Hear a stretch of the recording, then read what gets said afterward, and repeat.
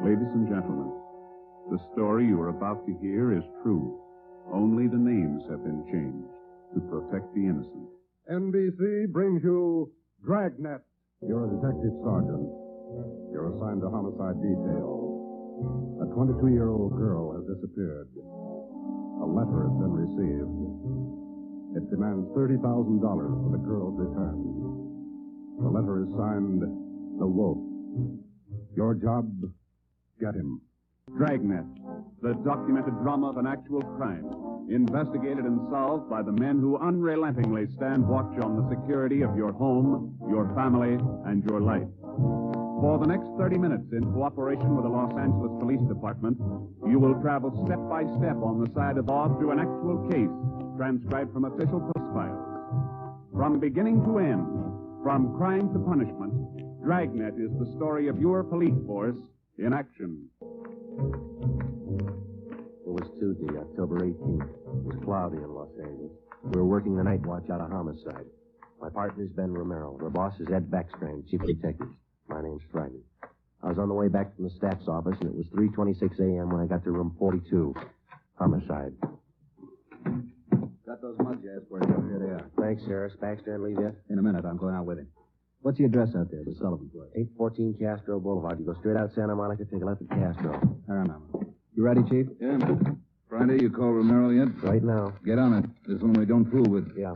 Come on, Harris.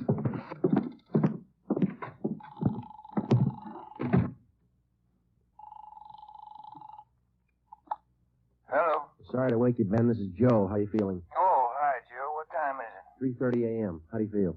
Oh, a lot better. Be back to work tomorrow. You'll be ready in 20 minutes? I'll pick you up. 20 minutes. Okay, what's up? You remember Martin Sullivan, vice president of the Third National Bank? Sullivan?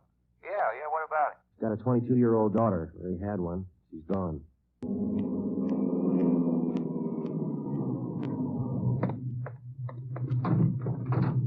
Good. You made good time, Joe.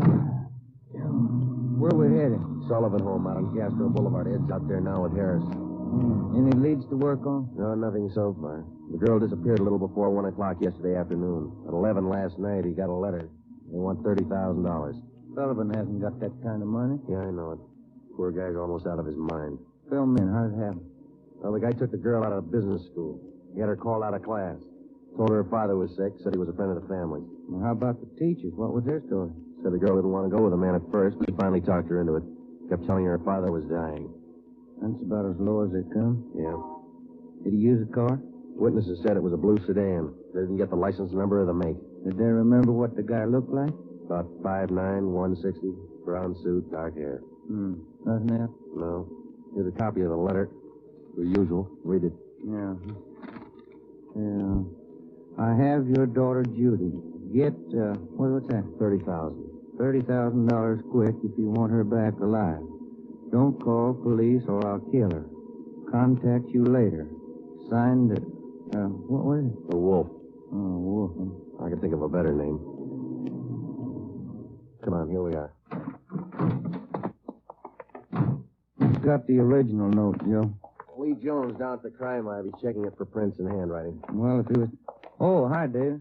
Right on in the house, boys. Just waiting for you. Thanks, Dave.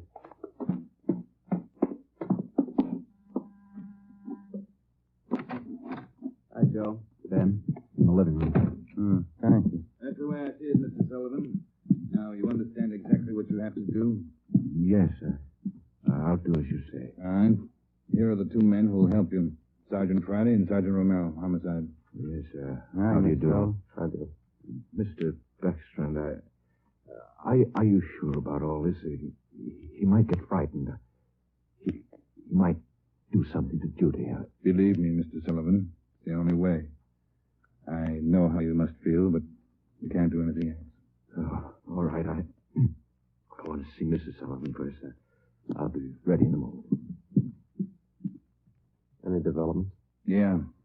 Come on back in the dining room. There it is on the table. Second note from the guy. Telegram. When'd this come? About half an hour ago. Guy phoned it into Western Union from a public booth. Couldn't trace it. Let's see, Joe. Yeah. Be at Legion Park, 5 o'clock this morning, near Balkan Drive. Come alone. Bring 30,000. Will return girl. Don't tell cops. Kill her if you do. The wolf. 4 a.m. now, Skipper. Not much time. I know it. We'll have to do as he says. No other way. Then Sullivan's going out there alone? You're going with him, you and Romero. You'll be hidden out in the trunk of the car. Any plan? Get him. That's all. Ben and I went out the back door and into the Sullivan garage. We jammed ourselves into the trunk compartment, and Harris closed the door on us. The latch was fixed so that the door could be pushed open from the inside. A few minutes later, Mr. Sullivan came out, got in the car, and we drove off. At 3 minutes to 5, we pulled up at the meeting place in Elysian Park. We waited. Nothing happened. At 5 minutes past 5, it started to thunder. That's all we need now. Thunderstorm. Stuck in here in this trunk, isn't it? Oh, yeah. Ben, listen. Must be. Wonder if he's seen anything. Sounds like he's pacing up and down alongside the car, doesn't it? Now, listen. Can you hear anything else? Can you? No, we better stay under cover. Yeah. The rain's starting in. Wonder what happened to the wolf. Cold feet, maybe. Let's wait it out.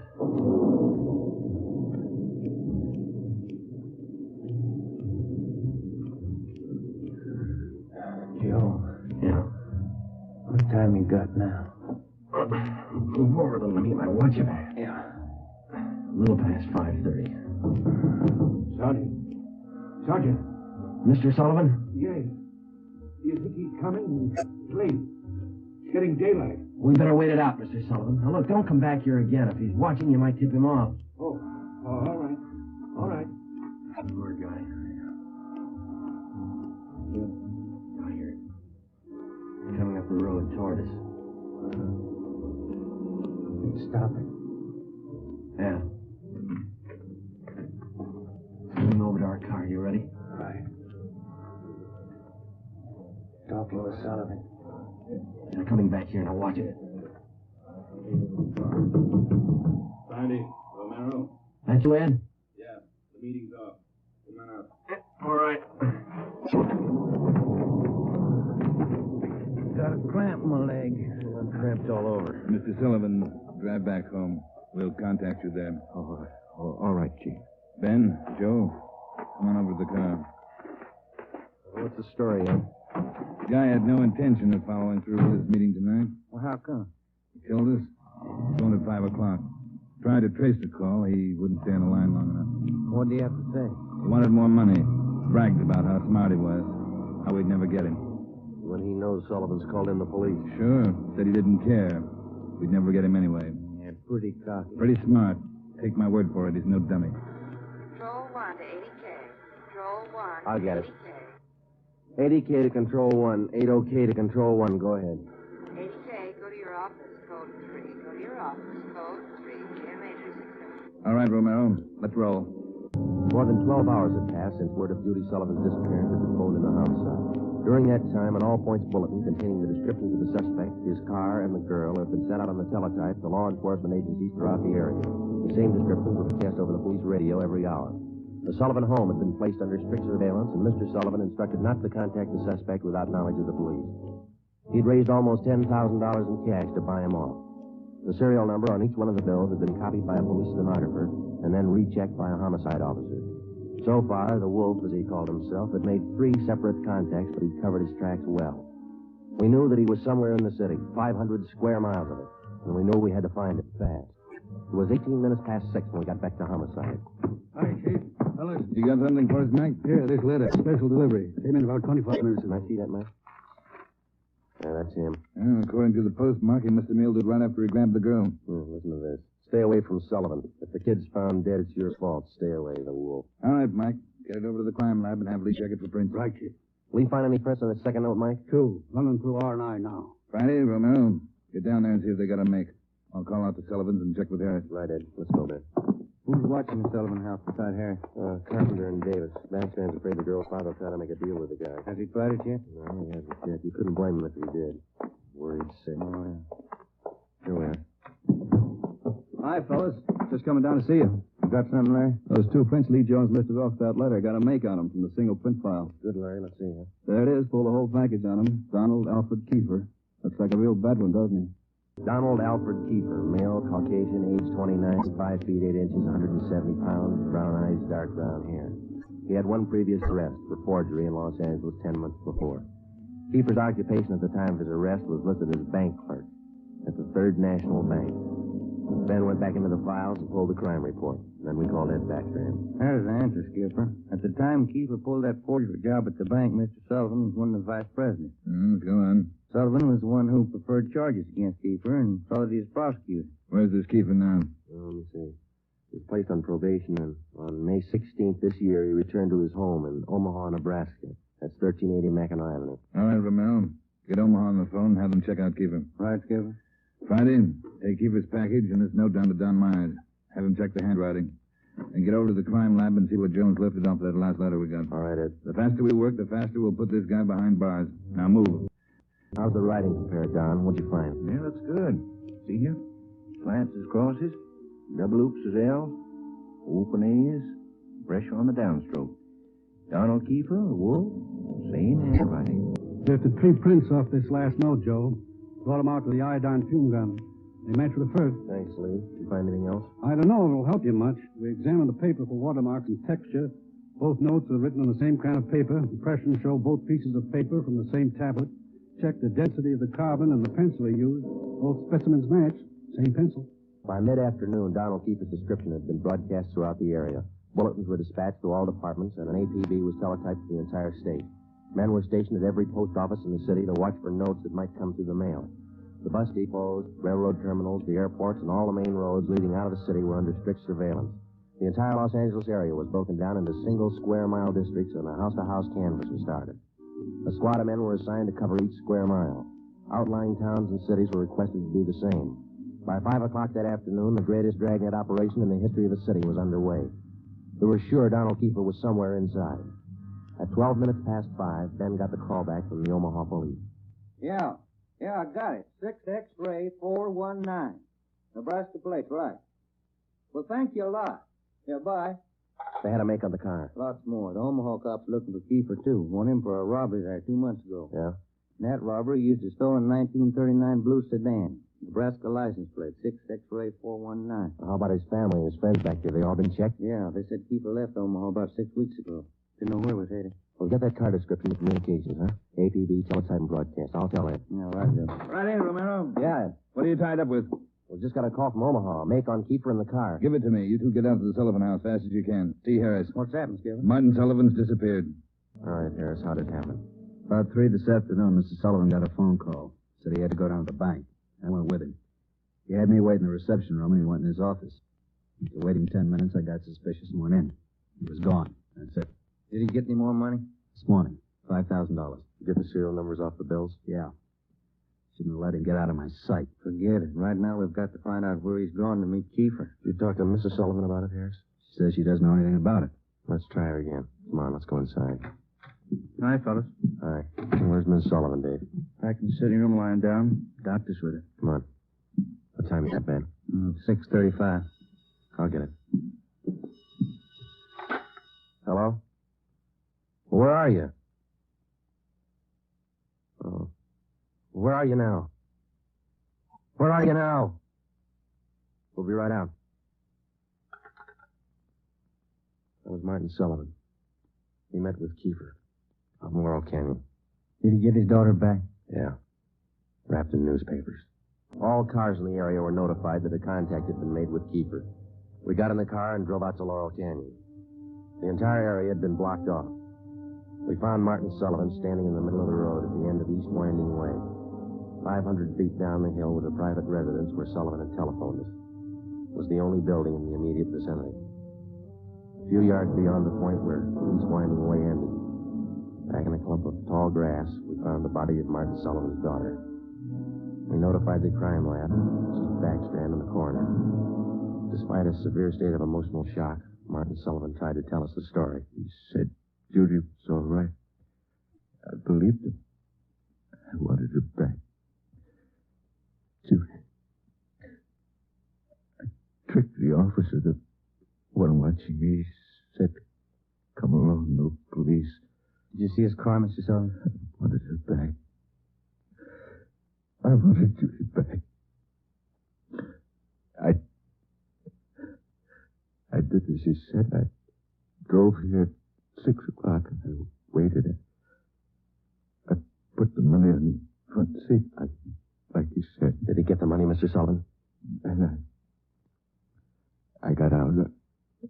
Left parking lights on. I stood up there by the end of the road, waiting. Mr. Sullivan? And he drove up.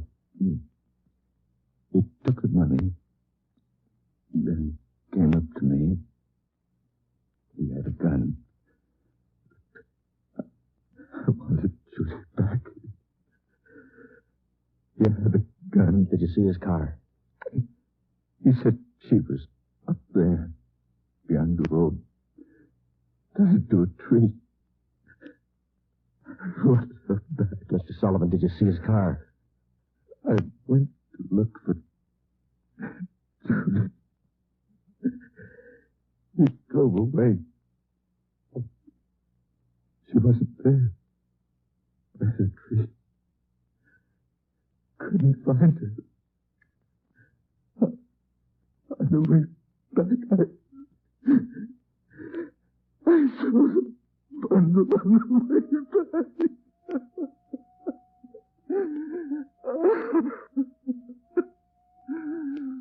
Let me find it. Before he went into a state of complete collapse, we showed Martin Sullivan a picture of Donald Alfred Kiefer. He definitely identified him. The information was immediately relayed back to Central Division, rebroadcast to the entire police radio system. A teletype was dispatched to sheriff's offices, and communications were sent to police stations throughout the country. The house-to-house search throughout the entire city intensified. The dragnet in which we hoped to trap Donald Kiefer was drawing slowly inward. It was 12 midnight.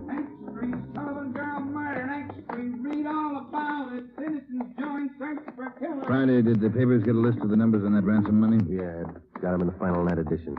2.5 pages of serial numbers. Gave it a big spread. Look at these pictures of Kiefer here, all over the front page. The more the better, Romero.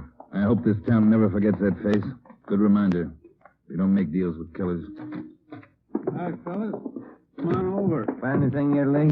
Just checking over these towels here. Found them wrapped around the girl's body, inside the papers. Funny thing about those papers, What's that, Lee? they're all yesterday's. Every story about the girl's disappearance has been clipped out. Maybe the guy's making up a scrapbook. How about the towels, Jones? Any laundry marks? Not a one so far, Ed. Every one of them was clipped off. Pretty smart. The morgue post the body in? They're doing it now. Yeah, nasty one. Yeah.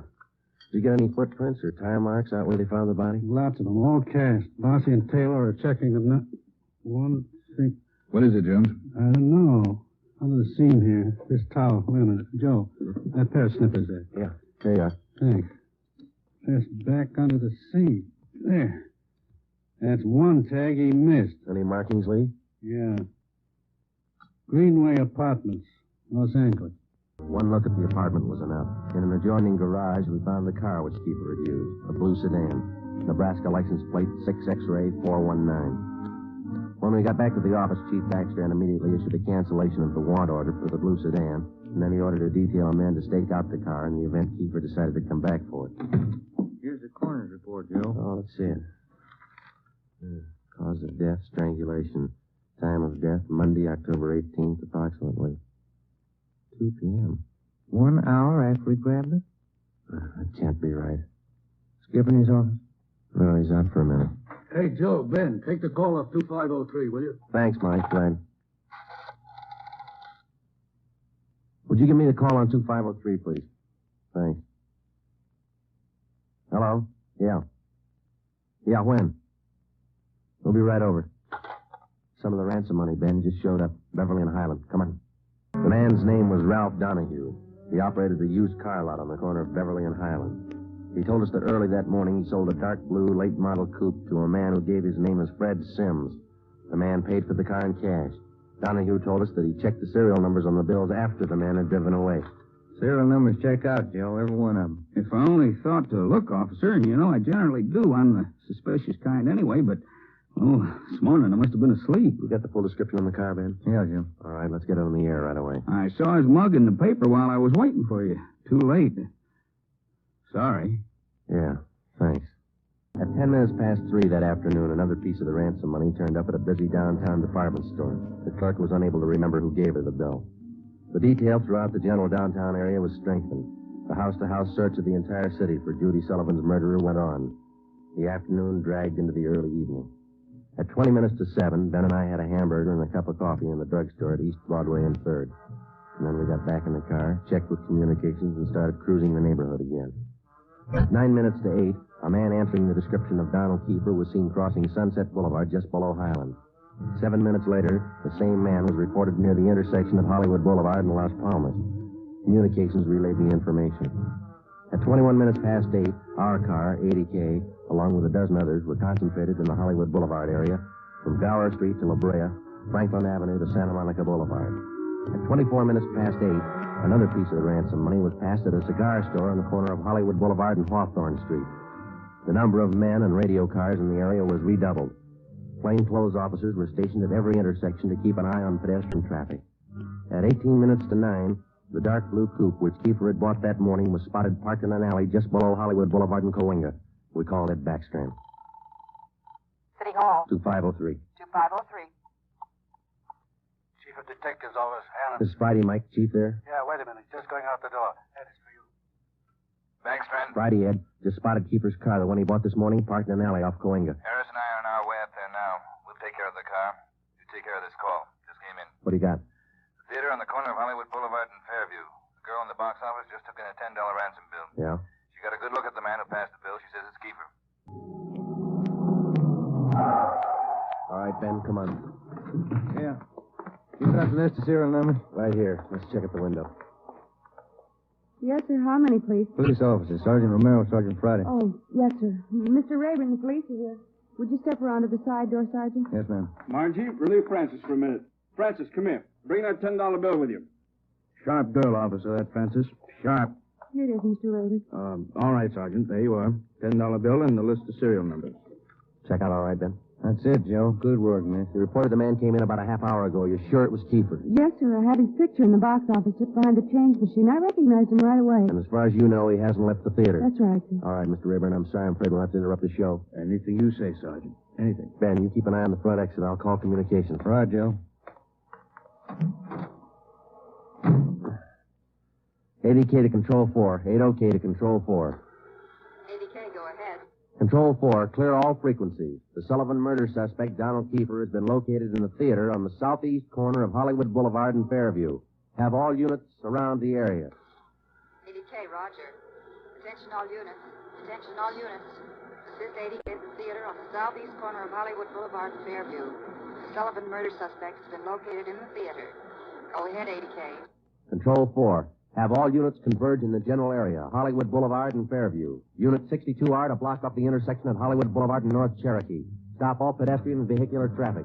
Unit 61A to block the intersection at Hollywood Boulevard and Hudson Street. Stop all pedestrian and vehicular traffic. Unit 71 and 72R to block the alley behind the theater. Unit 66 and 67R to assist at main entrance to the theater. Within a few minutes, the 1/2 mile area around the theater was completely blockaded. Every exit and entrance to the theater was covered. At 9:23, we met Harris and Ed Backstrand in the theater manager's office. Backstrand outlined our plan of operation. At 9:28, a detail of 14 men walked down the side aisles on the main floor of the theater and took up their posts on either side of the orchestra pit. The picture was stopped and every light in the theater was turned on. Ed Backstrand, Harris, Ben, and I went down the aisle and up onto the stage. Backstrand made the announcement. Ladies and gentlemen, we're sorry to interrupt the picture, but this is important. We're police officers. We've traced the murderer of Judy Sullivan to this theater. He is in this theater now. Now we're going to search the theater row by row, and we'd like to ask your cooperation. There's no need to be panicky or afraid.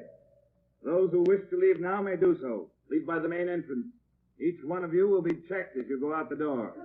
And for the benefit of the man we're looking for, don't try to escape. Every exit is covered and the entire area is blockaded. Don't place any more lives in jeopardy. Come on, Ben.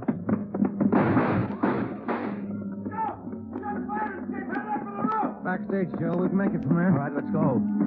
Come on, hustle it, Ben. Yeah. The next building. You'll probably try to jump for it. All right, watch it. I think this door leads up to the roof. There he goes. All right, keeper, hold it. Don't shoot, I give up. Throw your gun down. Over here. Don't shoot. Don't. Let's get him. All right, coppers. I got it figured. They won't top me for this. Didn't know what I was doing. Put the cuffs on him, Ben. Get away from me, you crump! You shouldn't have hit him, keeper.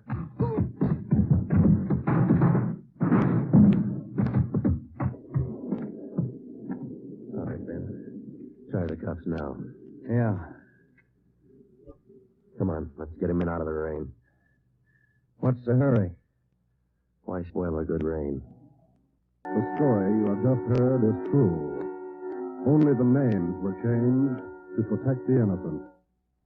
Donald Alfred Kiefer was tried and convicted of murder in the first degree. He was executed in the lethal gas chamber at the state penitentiary. You have just heard the 15th in a new series of authentic cases transcribed from official files. Technical advice for Dragnet comes from the Office of Acting Chief of Police, W.A. Wharton, Los Angeles Police Department. Tonight's program is dedicated to Deputy United States Marshal John B. Glenn of Boise, Idaho, who on the morning of July 31st, 1940, gave his life so that yours might be more secure. Dragnet came to you from Los Angeles.